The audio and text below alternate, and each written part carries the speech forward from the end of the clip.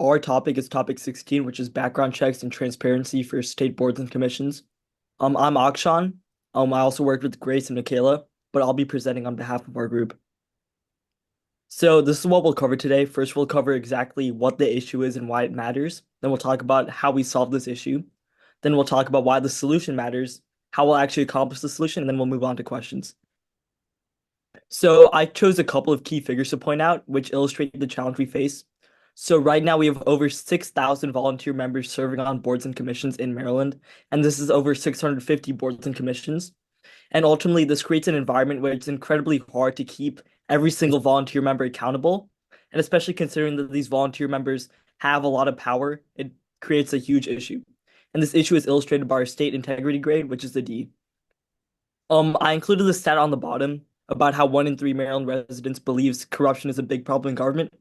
Because when we were conducting our feasibility analysis, we identified that there may be pushback from legislators themselves because obviously more background checks means that more things get noticed and it could also be a threat to their careers.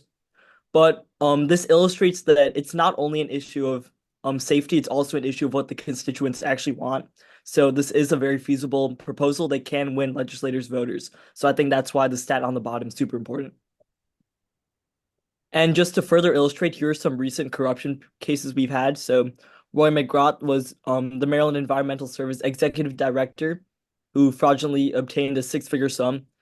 Catherine Pugh, while not a volunteer, the former Baltimore mayor, was sentenced to 3 years in prison. Joel Behrman, just in 2024, the former University Park mayor, was charged with 22 counts of child abuse. So there's a lot of corruption in Maryland, and it's one thing to see it in numbers, but here are some examples that actually show why this issue matters and that there's real harm being made. So we've illustrated a very comprehensive problem, but let's find out how to solve this. So the first thing that we proposed is to have comprehensive background checks. So we decided to limit our background checks to criminal history and credit score verification for final nominees only. So for the Maryland volunteer process, it moves on to the final nominee, which has to be approved by the governor. By only checking background checks for this final nominees, we ensure that there isn't excessive financial strain on the government. And Delegate Wu actually also made very apparent that having standardized contact information is very important for these committees and commissions because ultimately they're here to serve the constituent, but if the constituent can't contact them, that becomes super hard. So also having a standardized public access requirement for all commissioners is something we really want to push. And we also chose to focus on 39 high-risk commissions in fiscal and public safety areas. Obviously, having background checks for every single commission would be incredibly redundant because a lot of these commissions simply don't have a lot to do with something that would need background checks. So that's why we found 39 high-risk commissions, which are in a report to focus on. And then public biographies. So these promote transparent qualifications and affiliations. And Oregon had a similar model, and after they implemented a comprehensive vetting process, they saw corruption actually go down. And these are some expected benefits from this model. So the first is enhanced public trust. If the public believes that our commissioners and our people in power actually have to go through a process of background checks and vetting, then they'll obviously have more trust in the government. And that could also lead to them being more involved in the government, which is a double benefit. And there's also a deterrent effect. So if I know I want to be on a commission, but I also know that there's going to be a background check or something on my credit score, I'm more likely to act good before I actually go for my position because I know that that's coming. Whereas if there was nothing to track me, I would obviously do a lot more bad. So I think that deterrent effect is something that's really important. And it also promotes more informed citizens because we have public bios and things like that. It makes it a lot easier for citizens to make decisions that actually make sense, which is also very important in democracy. And there's also early detection. So rather than actually finding out that there's an issue after it happens, we're able to find out before it and then act on that. And improved accountability across the board as well. And the little thing in the bottom, a little bit about that.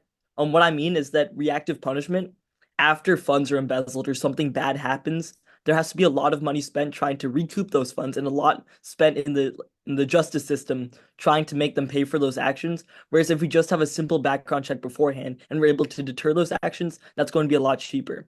In our feasibility analysis, we identified that there may be some pushback from people who say that this might not be the most cost-effective solution. But ultimately, if we're able to prevent bad from happening in the future that costs a lot of money, then that is cost-effective. So again, this is the implementation strategy I talked a little bit about. We're focusing on 39 high sensitivity commissions. Some of them are listed below, as you can see, and we're only limiting to criminal background and credit score checks to focus on both fiscal safety and also public accountability when it comes to things like crime. And these only apply to final nominations pending governor's approval, as I explained before. Thank you. And any questions? Thank you, Akshan and Michaela. You can close your screen. Yeah, I think your group really did a great job, put everything together, and based on my feedback, you narrow down. I think both the background check, right, and public contact and many other parts. I think it can be a very good legislation bill to really bring accountability to those important positions. And I really appreciate your work on this. I love the recommendations. Thank you very much. I kind of surprised by the number. 1/3 of Marylanders say there are corruptions the commission. Most commissioners actually don't get anything, right? They're free and volunteer position.